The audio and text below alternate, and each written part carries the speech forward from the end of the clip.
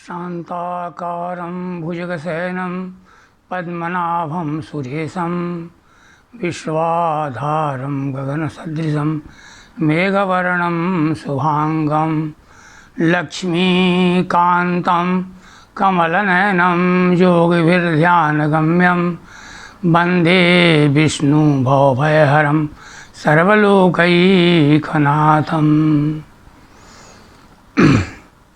यह धर्मशास्त्रीय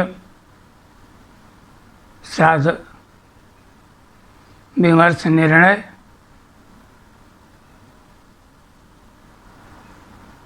का जो सत्र चल रहा है, इसके अंतर्गत आज का प्रसंग श्राद्ध करने के बारे में। श्राद्ध श्रद्धापूर्वक, श्रद्धा से युक्त होना चाहिए। कोई ज़बरदस्ती नहीं कि किसी तरह से फेंक पुआर करके किसी तरह से बोझ को हल्का कर दिया जाए, क्योंकि अपने जीवन में आगे बढ़ने के लिए देव और पितृ की आराधना करना यह बहुत महत्वपूर्ण का चीज़ है। वंश की वृद्धि, वंश में सत्पात्रता, वंश में सद्गुणों का विकास, ये सब पितरों के आशीर्वाद से ही प्राप्त होता है। यह परंपरा इस भूमंडल में रहने वाले सभी मानव, चाहे वो किसी भी जाति के, किसी भी संप्रदाय के रहने वाले हों, वो अपने अपने संप्रदाय, अपने धर्म के अनुसार इसे मानते हैं। मुसलमान भी, ईसाई भी और हिंदू, ये सभी इस परंपरा को मानते हैं। हमारे यहाँ तर्पणा करके, पिंडदान करके, ब्राह्मण भोजन करा करके पितरों के निमित्त श्राद्ध किया जाता है। उन लोगों के यहाँ उनके मज़ार पर जाते हैं, माला फूल चढ़ाते हैं, अगरबत्ती जलाते हैं, गरीबों को दान करते हैं आदि। ये सब चीज़ें हैं जो शास्त्र सम्मत है और सभी अपने अपने परंपरा के अनुसार करते हैं। अब हमें विचार करना है कि हमारी परंपरा क्या है। हम सनातन धर्मी किस परंपरा को मानते आए, उसी परंपरा को मानना चाहिए। स्वधर्मे निधनो श्रेष्ठ परधर्म भयावह। हमारा धर्म क्या है? हमारे पूर्वज पिता पितामह आदि किस परंपरा को मानते करते आए हैं, उस परंपरा को अवश्य करना चाहिए। हाँ, उसमें यदि किसी प्रकार की त्रुटि रह गई है, अज्ञानतावश, भ्रांतिवश, तो उसे सुधारने का प्रयास करना चाहिए। अब अभी श्राद्ध पक्ष आ रहा है, इसमें कैसे करना चाहिए? देखिए, श्राद्ध के 96 प्रकार के अवसर शास्त्रों में बताया गया है। 96 प्रकार, 96 समय वर्ष में श्राद्ध करना चाहिए, ठीक। परंतु इतना किसी के पास न समय रहता है, न जानकारी रहता है, तो मुख्य रूप से 2 श्राद्ध के समय आते हैं, उसमें तो जरूर करने का प्रयास करना चाहिए। 96 श्राद्ध कब कब होता है यह भी जान लेना चाहिए। क्योंकि हर अमावस्या पितरों के लिए होता है। इसलिए 12 महीनों के 12 अमावस्याएं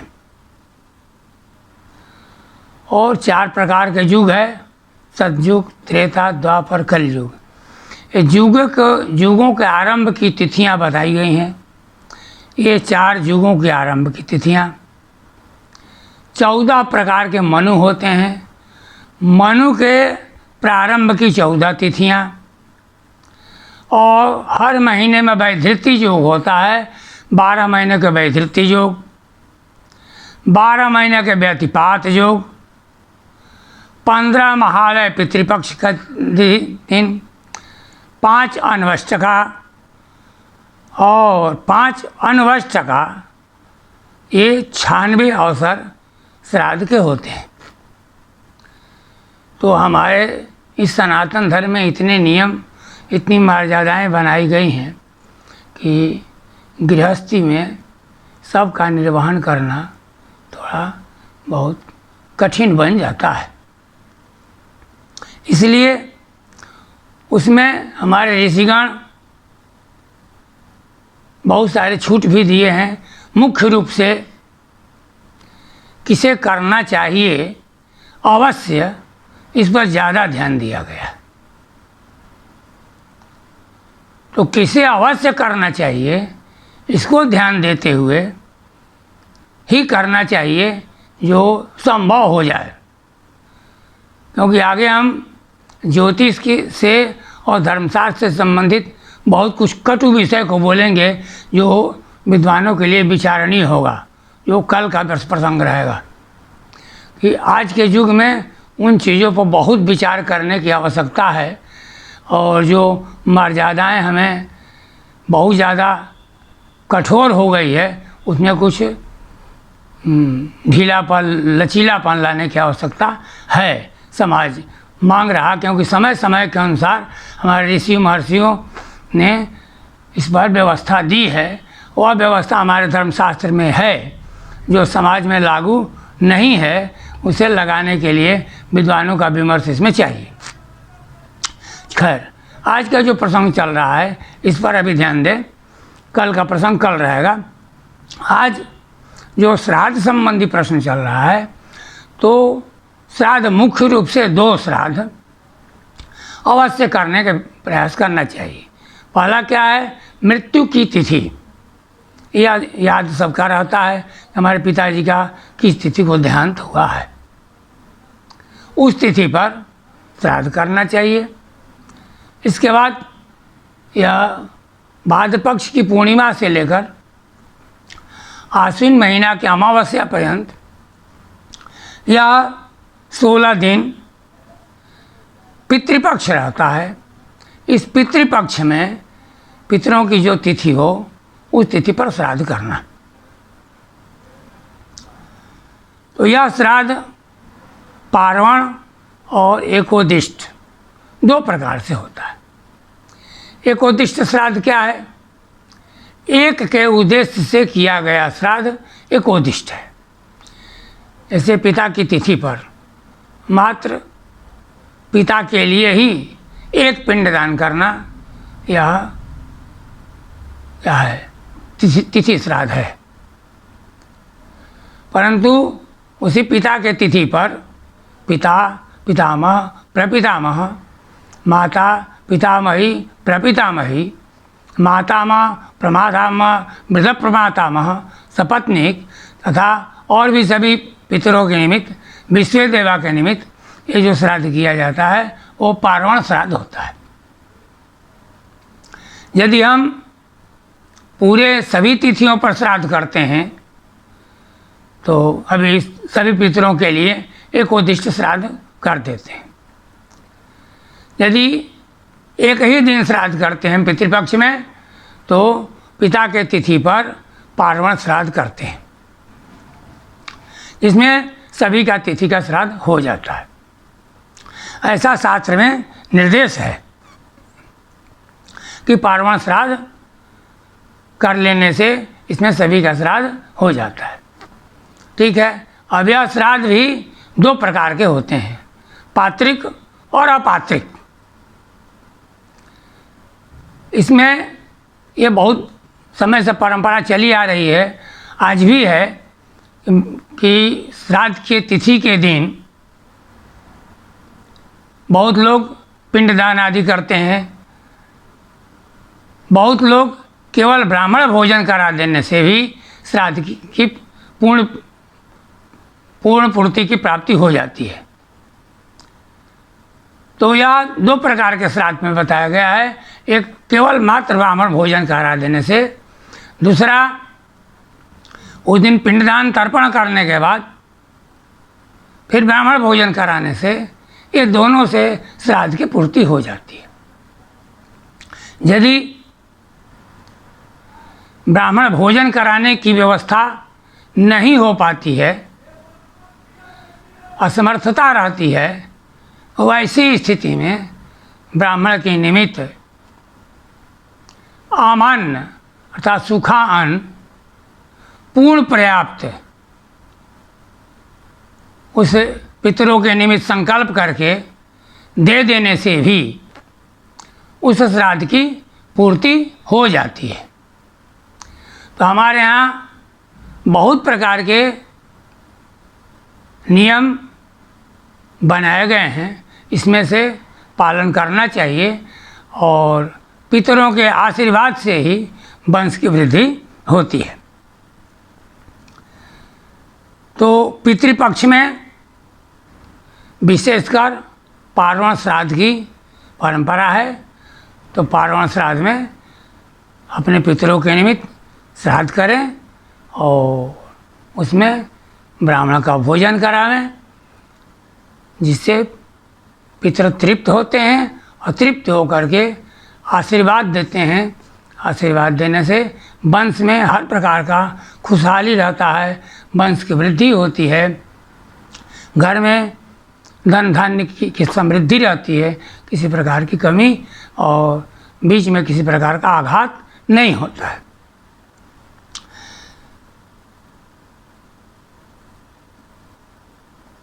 अब आगे बताया कि हम कल कहे थे गया श्राद्ध तथा बद्रीनाथ का श्राद्ध, ब्रह्मकपाली श्राद्ध, इस पर विचार करने के लिए जीवतो वाक्य करणात् छयाहे भूरि भोजनात् गयायाम पिंडदाना च त्रिभी पुत्र से पुत्रता। ये पुत्र की पुत्रता है। क्या? जीवतो वाक्य करणात्, जिंदा जब तक पिता हैं, पितर जिंदा हैं, उनके वाक्य को मानना, उनके बात आज्ञा को मानना, उनकी सेवा करना, उनके किए हुए जस को आगे की तरफ में बढ़ाना, यह जिंदे रहते हुए छयाहे भूरि भोजनात्, यदि वो उनकी मृत्यु हो जाती है तो उनके क्षय तिथि पर भूरि भोजनात्, लोगों को भोजन करा करके तृप्त करके और बाद में गया में जा कर के पिंडदान करना, यह त्रिवी पुत्र से पुत्रता, ये पुत्र के पुत्रता है, यह जाना चाहिए। गयाभिगमनं कर्तुं यः शक्तो नाभिगच्छति शोचन्ति पितरः तस्य वृथा तेषां परिश्रमः। जिसके पुत्र गया श्राद्ध नहीं करते हैं और वो भी मर जाते हैं, तो पितर सोचते हैं कि वृथा तेषां परिश्रमः, हम बहुत परिश्रम किए, इतना धन इकट्ठा किए, जैसे इकट्ठा किए, संतान पैदा किए, सब कुछ करने के बाद में कोई भी ऐसा खानदान में नहीं निकला जो गया जा कर के हमारा श्राद्ध किया। इसलिए अपने पितरों को गया में श्राद्ध करना आवश्यक है। अब गया और ब्रह्मकपाल, बद्रीनारायण, यह दो प्रकार की बात आई। तो गया में विष्णु भगवान का पैर है। यदि आप गए हों तो वहाँ देखिए विष्णुपद मंदिर में भगवान का चरण चिन्ह है। तो वहाँ पर भगवान के चरण पर पिंडदान होता है। बद्रीनारायण में ब्रह्म कपाल है, वो ब्रह्म के भगवान के सिर पर पिंडदान होता है, मात्र एक जगह। तो जो गया में श्राद्ध करते हैं वह आ करके घर पर पुनः श्राद्ध कर सकते हैं, इसमें कोई रोक नहीं है। बहुत लोग कहते हैं गया जाकर श्राद्ध कर लिए तो फिर घर पर आकर करने की आवश्यकता नहीं है। ऐसा नहीं है, ऐसा कोई रोक नहीं है। गया में यदि श्राद्ध कर लिए तो फिर आकर घर पर श्राद्ध कर सकते हैं, तीर्थों में जाकर के श्राद्ध कर सकते हैं, इस पर कोई रोक नहीं है। परंतु यदि आप ब्रह्मकपाल में जाकर श्राद्ध करते हैं, पहले ब्रह्मकपाल में कम लोग पहुँच पाते थे, बहुत दूर जगह पर बद्रीनारायण क्षेत्र था, तो मात्र गया ही कर करके रह जाते थे। लेकिन लोगों में यह भ्रांति थी कि हम गया कर आए तो अब श्राद्ध करने की आवश्यकता नहीं है। लेकिन ऐसा नहीं, ऐसा कहीं बाधा नहीं दिया गया है। गया कर लिए तो कहीं श्राद्ध नहीं करना चाहिए। गया करने के बाद आप पुनः प्रतिवर्ष का वार्षिक श्राद्ध, पार्वण श्राद्ध, तीर्थ श्राद्ध सभी करेंगे, इसमें कोई रोक नहीं है। क्योंकि गया श्राद्ध नित्य श्राद्ध के अंतर्गत आता है। गया श्राद्ध एक बार नहीं कई बार भी किया जा सकता है। परंतु जब ब्रह्म कपाल में करते हैं, शिरः कपालम जयते तत् पपात ब्रह्मणा पुराः तत्रैव बदरी क्षेत्रे पिंडम दातु प्रभु पुमान मोहात् गयायां दद्यात् स पितॄन् पाते स्वकान् लभते च तथा शापम नारदस्तन्मयोदितम। ऐसा सनत कुमार संहिता में आया है। उसमें कहे हैं कि ब्रह्म कपाल पर, बद्रीनारायण में जो ब्रह्म कपाल है वहाँ जाकर जो पिंडदान करता है तो वह सद्या सीधे ब्रह्म में विलीन हो जाते हैं उनके पितर, और मोह से बस फिर आकर के वो गया में श्राद्ध करते हैं तो पितृन पाते स्वकान, पितरों को पतन में गिरा देते हैं, पितरों की अधोगति प्राप्त हो जाती है। इसलिए बद्रीनारायण का श्राद्ध करने के बाद, ब्रह्म कपाल का श्राद्ध करने के बाद फिर कहीं और जगह श्राद्ध करने की आवश्यकता नहीं है। परंतु तिथि पर ब्राह्मण भोजन कराना, ब्राह्मणों को अन्न वस्त्र देना या फिर भी करते रहना चाहिए। ब्रह्म कपाल पर श्राद्ध करके अन्य जगह जा करके अपने पिंडों के निमित्त, पितरों के निमित्त पिंडदान आदि क्रिया नहीं करनी चाहिए। गया श्राद्ध करने के बाद में आप हर जगह का श्राद्ध कर सकते हैं, क्योंकि गया में भगवान का पैर है और बद्रीनाथ में भगवान का सिर है। वहाँ पर श्राद्ध करने के बाद पुनः और अन्य जगह श्राद्ध करने की कोई आवश्यकता नहीं है। तिथि पर केवल पितरों के स्मरण के लिए ब्राह्मण भोजन कराना, ब्राह्मणों के अन्न वस्त्र दान करना, यही श्रेष्ठ है और यही करना चाहिए। तो आज का प्रसंग यहीं पर विराम होता है। इस पर आप लोग विचार करेंगे, और भी श्राद्ध संबंधी किसी भी प्रकार का कोई शंका हो किसी को तो वह निसंकोच हमसे, हमारे फ़ोन नंबर से, हमारे इस जो यंत्र चल रहा है इस पर आप प्रश्न कर सकते हैं।